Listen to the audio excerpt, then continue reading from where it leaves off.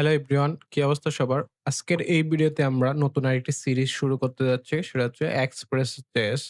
তো আমরা এক্সপ্রেস.js এখানে স্টার্ট করব। তো আমরা এক্সপ্রেস.js টি কিন্তু এই TypeScript দিয়ে করব। তো আমরা এখানে কোনো জাভাস্ক্রিপ্ট ব্যবহার করব না। তোমাদের যদি TypeScript নিয়ে কোনো সমস্যা থাকে তাহলে কমেন্টে জানাও। আমি TypeScript নিয়ে ভিডিও নিয়ে আসব। তো ১ম এই আমরা এক্সপ্রেস.js নামে একটি ফোল্ডার ওপেন করে নিই। তো এটাকে আমরা ১ম এই আমাদের কমান্ড লাইনে ওপেন করে ওটাকে কোড ডট দিয়ে ওপেন করি ভিজুয়াল স্টুডিও কোডে। তো আমরা ১ম এ কন্ট্রোল জে দিয়ে আমাদের যে কমান্ড লাইনের যে ইন্টারফেসটি আছে সেটি নিয়ে আসি। তো এইখানে আমরা ১ম এই কি করব? ১ম এ আমরা এখানে নোডটাকে ইনিশিয়ালাইজ করব। সেজন্য npm init দিয়ে তারপরে হাইফেন দিব। হাইফেন y কেন দিব? এইখানে হচ্ছে ড্যাশ y কেন দিব? ড্যাশ y দিব এইজন্যই আমরা যে Node.js রান করলে যে প্রশ্নগুলো করবে সেগুলো আমরা সবগুলো ইয়েস দিয়ে দিব। তো আমরা এখানে কমান্ড দেওয়ার পরে আমাদের প্যাকেজ ডট জেসন আসলো। এটা হচ্ছে গিয়ে আমাদের প্রজেক্টের একটা দলিল। তো আমরা শুরুতেই যখন বলেছি আমরা এটাকে একটা TypeScript দিয়ে আমরা করব। তো সেইজন্য আমরা TypeScript টাও এখানে ইনস্টল করে নিই। তো আমরা লিখব npm i তারপরে ড্যাশ ডি। এখানে ড্যাশ ডি কেন? ড্যাশ ডি হচ্ছে আমরা এটাকে ডেভেলপমেন্ট এ ব্যবহার করব শুধু। আমাদের প্রোডাকশন এ কিন্তু JS এই যাবে। হ্যাঁ? অর্থাৎ জাভাস্ক্রিপ্ট ই কিন্তু যাবে। শুধু আমরা ডেভেলপমেন্ট এর জন্য আমরা TypeScript ব্যবহার করব। তো আমরা এখানে লিখি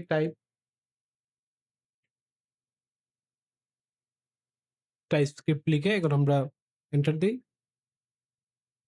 হ্যাঁ, আমাদের কিন্তু TypeScript ইনস্টল হয়ে গেছে। দেখো এইখানে এই যে এখানে দেখো TypeScript ইনস্টল হয়ে গেছে ডেপ ডিপেন্ডেন্সি তে। তো আমরা কি TypeScript ইনস্টল করে শুধু ফেলে রাখবো? আমরা এটাকে ব্যবহার করব না? তো সেটা করার জন্য আমাদেরকে আরেকটি কমান্ড লিখতে হবে। npx tsc ড্যাশ init করব এটাকে। তো এটা করলে কি হবে? এটা করলে আমাদের যে স্ক্রিপ্টের যে কনফিগারেশন ফাইলটি আছে সেটি ওপেন হবে। তো আমরা এখানে কিছু কনফিগার করি। ধরো আমাদের যে ফাইল লেআউট আছে যে ওইটাতে আমরা এই ২ টাকে আনকমেন্ট করে দিই। হ্যাঁ? এই ২ টা আনকমেন্ট করলে কি হবে? আমরা কিন্তু আমাদের যে TypeScript এর কোড করব হচ্ছে রুট এই ডিরেক্টরিতে, সোর্স ডিরেক্টরিতে এবং ডিস্ট ডিরেক্টরিতে আমাদের যখন আমরা প্রজেক্ট বিল্ড করা শেষ হয়ে যখন আমরা বিল্ড করব তখন ওই ডিরেক্টরিতে যাবে। হ্যাঁ, এখন চলো এখানে মডিউলকে আমরা নোড নেক্সট দিয়ে করব না। আমরা এখানে ইয়েস নেক্সট দিয়েই করব। হ্যাঁ? তারপরে এখানে টাইপ কি হবে? এখানে আমরা টাইপ দিব হচ্ছে নোড। নোড দিব টাইপ। তারপরে আর কি আছে? এখানে রিঅ্যাক্ট আমরা কিন্তু এখানে JSX ব্যবহার করব না। সো এটাকে আমরা কমেন্ট করে দিয়ে এটাকে সেভ করি। চলো এখন আমরা আমাদের যে প্রজেক্টে যে দলিল আছে ওটাতে যাই। এইখানে আমরা মেইন কি? আমরা মেইন দিব হচ্ছে সার্ভার.js দিব। আর আমাদের টাইপ কি? টাইপ কি আমাদের কমন JS? না। টাইপটা আমরা মডিউল দেব এইখানে। হ্যাঁ? মডিউল দিয়ে আমরা এটা সেভ করব। তো আমরা যেহেতু এইখানে সার্ভার দিয়ে সরি মডিউলস দিয়ে ফেলেছি। আমরা এখানে মডিউল দিব। তো আমরা যেহেতু এইখানে হ্যাঁ, ১ম এই সোর্স এর মধ্যে এখানে রাখবো আমরা ফোল্ডারটি যে আমরা এখানে তো আমরা একটা ফোল্ডার ক্রিয়েট করে নিই src দিয়ে। তারপর এইখানে আমরা আমাদের সার্ভারের যে ফাইলটি আছে সেটি ওপেন করি, ক্রিয়েট করি server.ts যেহেতু আমরা TypeScript তো আমাদেরকে কিন্তু এখানে ts ব্যবহার করতে হবে।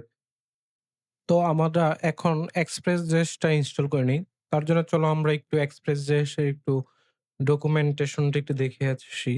তো এইখানে লিখলাম Express.js। এইখানে গেলাম।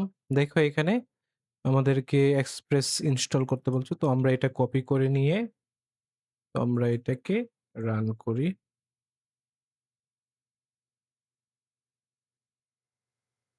তাহলে আমাদের এখানে Express ইনস্টল করা শেষ।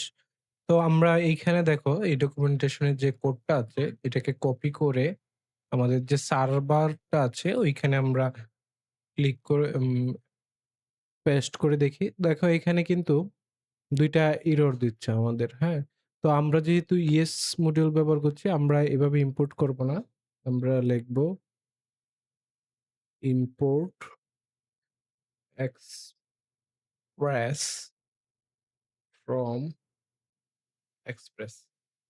হ্যাঁ, তারপরেও কিন্তু এখানে যাচ্ছে না। কারণ TypeScript এ Express.js কিন্তু TypeScript এ কিন্তু দেখো এখানে আমাদেরকে একটা কমান্ড দিচ্ছে যে এই npm i তারপরে সেভ dev dependency-তে আমাদেরকে TypeScript এ Express টা ইনস্টল করার জন্য। তো আমরা এইখান থেকে এটাকে কপি করে এখানে এই কমান্ডটা এখানে রান করে দেই। দেখো আমাদের কিন্তু এখান থেকে এরর গুলো চলে গিয়েছে। তো আমরা এখানে এখন সেভ করে এই ফাইলটা সেভ করে ধরো এইখানে কি আমরা ১ম এ কিন্তু এক্সপ্রেসটাকে এখানে ইম্পোর্ট করলাম। তারপরে একটা অ্যাপ ক্রিয়েট করলাম আমরা এখানে। তারপরে কি একটা পোর্ট নাম্বার দিলাম। ধরো আমরা এখানে ৫০০০ পোর্ট দিব। 500 5000 তারপরে আমরা app.get মেথড ব্যবহার করে আমরা যে রুট ডিরেক্টরি থেকে যে রিকোয়েস্ট আসবে, ওই রিকোয়েস্টের আমরা রেসপন্স হিসেবে আমরা হেলো ওয়ার্ল্ড পাঠিয়ে দেব। তো আর এইখানে হচ্ছে এটা কনসোল লক করবে আমাদের এইখানে। তো আমরা চলো এটি রান করি। তবে রান করার আগে আমাদেরকে কিন্তু একটি অ্যা স্ক্রিপ্ট লিখতে হবে, হ্যাঁ? তো স্ক্রিপ্টটা কি হবে?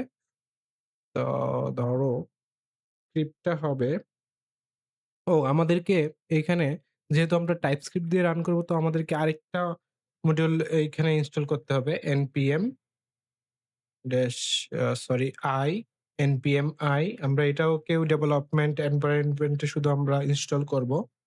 তারপরে tsx নামে একটি প্যাকেজ আছে ওইটা আমরা ইনস্টল করে নিই। এটার TSS এর সাহায্যে আমরা আসলে এই প্রজেক্টটি রান করব। তো আমরা এখানে লিখব হচ্ছে dev dev লিখে তারপর এখানে একটি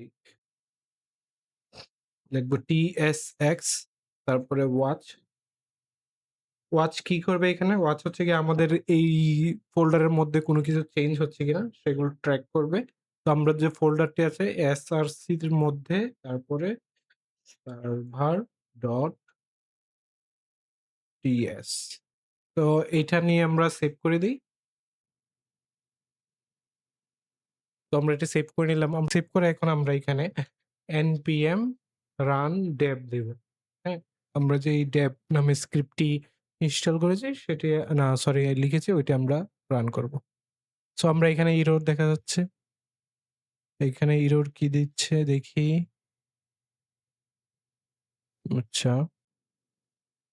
তো আমরা এখানে এররটি যে পেয়েছি সেটা আসলে কি এর জন্য হয়েছে? দেখো এখানে কিন্তু HCR আমরা এখানে ফাইল পাথটি লিখে ফেলেছি। এখানে হবে src হ্যাঁ? src লিখে সেভ করে এখন ধরো আমরা এটাকে ক্লিয়ার করে দিই। ক্লিয়ার করে দিলাম। তো আমরা আবার এখানে npm run dev দেই। দেখো এবার কিন্তু আমাদের দেখো এক্সাম্পল অ্যাপ হ্যাঁ? লিসেনিং অন পোর্ট 15 এই যে দেখো এখানে 5000 এখানে দেখো আমাদের এখানে পোর্ট 5000 দিছিলাম। দেখো এখানে 5000 হচ্ছে। তো চলো আমরা সরি আমরা ক্রোমে গিয়ে এইখানে লোকাল হোস্ট 5000 এ ঢুকে দেখো এখানে কিন্তু আমাদের এই যে হেলো ওয়ার্ল্ড হ্যাঁ? হেলো ওয়ার্ল্ড কিন্তু এখানে আমাদেরকে আউটপুট দিচ্ছে। তো ১ম ভিডিওতে এই পর্যন্তই। আমরা আসলে এই ভিডিওতে ইনস্টলেশন সম্পর্কে দেখলাম। নেক্সট ভিডিওতে আমরা আরো অন্য কিছু শেখার চেষ্টা করব। ধন্যবাদ সবাইকে।